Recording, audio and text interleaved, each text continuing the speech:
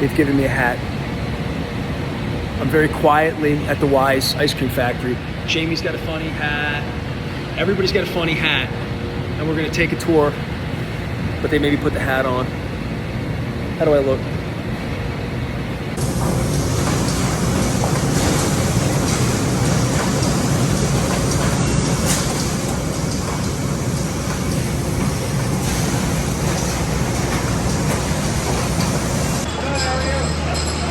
The milking room.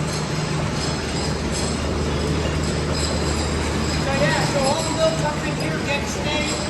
The guys pick the orders. Then they take palletized wrap, up the milk.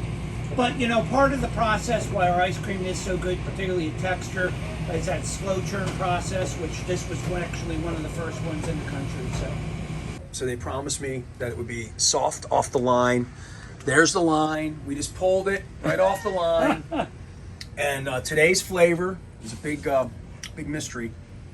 Malt and salt of the earth available to Weis near you.